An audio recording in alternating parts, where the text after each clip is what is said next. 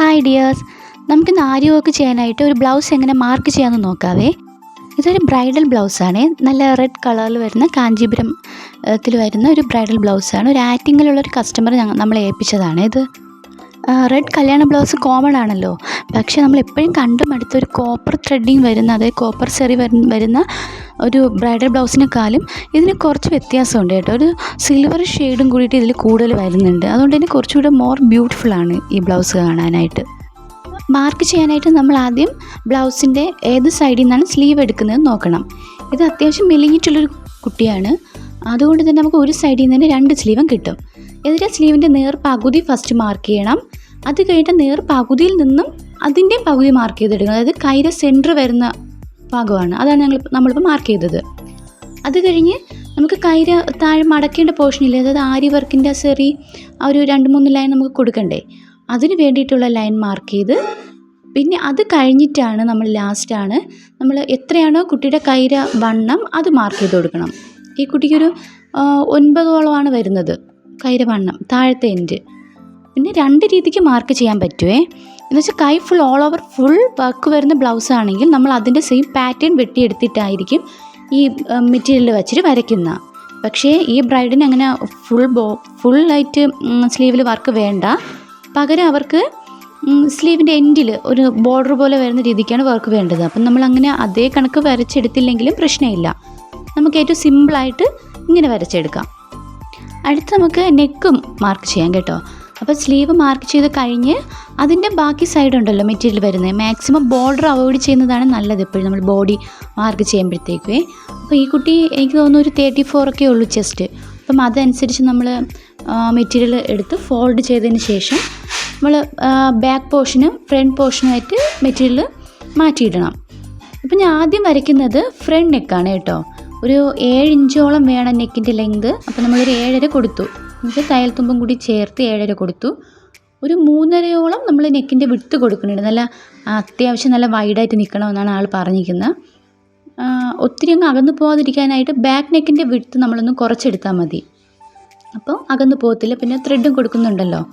ഇനിയിപ്പം വരുന്ന എല്ലാ ബ്രൈഡ്സും കൂടുതലും പറയുന്നതെന്ന് വെച്ചാൽ, ചേച്ചി അത് ഇങ്ങനെ ഇറുകിയിരിക്കരുത്, നല്ല വൈഡായിട്ടിരിക്കണം, ഷോൾഡർ ജസ്റ്റ് ഒരു 1 or 1.5 ഇഞ്ചൊക്കെ പാടുള്ളൂ ചേച്ചി, ഇങ്ങനെയാണ് പറയുന്നത്. അപ്പോൾ നമ്മൾ മാക്സിമം കുറച്ച് കൊടുക്കണം. അത് കഴിഞ്ഞ് ഈ ഒരു മോഡൽ നെക്കാണ് നമ്മൾ കൊടുത്തത്.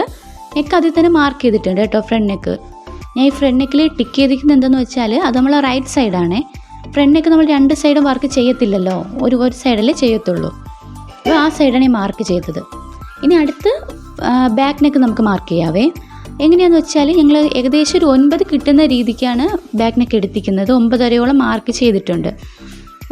പിന്നെ ഞാൻ ചെയ്യുമ്പോൾ എപ്പോഴും ബാക്കിലല്ലേ, ഓപ്പണിംഗ് ബാക്കിലാണ് വരുന്നത് മിക്ക ബ്രൈഡൽ ബ്ലൗസിലും ഇപ്പോൾ. അപ്പോൾ അതിന് ഒരു 1/2 ഇഞ്ചോളം ഈ 2 സൈഡിലേക്ക് മാറ്റി ഇട്ട് കൊടുക്കാറുണ്ട്. അതായത് ഹുക്ക് വയ്ക്കുമ്പോഴത്തേക്ക് നമുക്ക് അടിക്കാനൊക്കെ ആയിട്ട്. അപ്പോൾ സൈഡ് ആ നെക്കിനെ അത് ബാധിക്കത്തില്ലല്ലോ.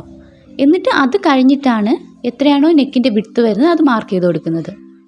ഏകദേശം ഫ്രണ്ടിൽ കൊടുത്ത അതേ പാറ്റേൺ തന്നെയാണ് നമ്മൾ ബാക്കിലും കൊടുത്തിരിക്കുന്നത്. അപ്പോൾ ഒത്തിരി അങ്ങോട്ട് വൈഡായി പോകത്തുമില്ല, എന്നാൽ അവർക്ക് അത്യാവശ്യം വൈഡായിട്ട് നിൽക്കുകയും ചെയ്യുന്ന രീതിക്കായിരിക്കും നമുക്ക് കിട്ടുന്നത്.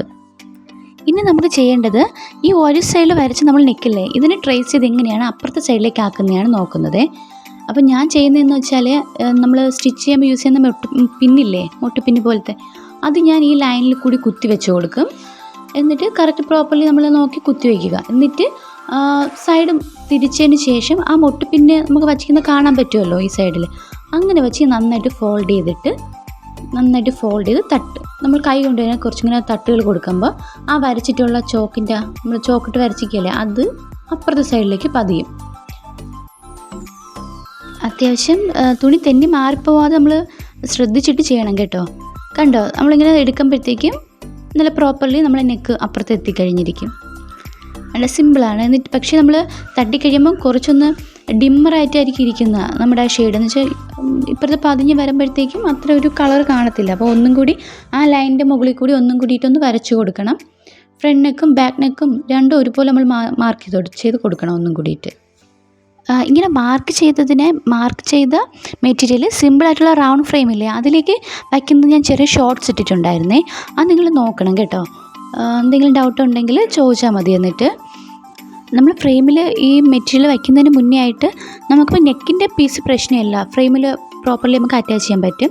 എന്നാൽ നമുക്ക് സ്ലീവിൻ്റെ പോർഷൻ അങ്ങനെയല്ല, അതിൻ്റെ എൻഡിലല്ലേ നമ്മൾ വരച്ചിരിക്കുന്നത്.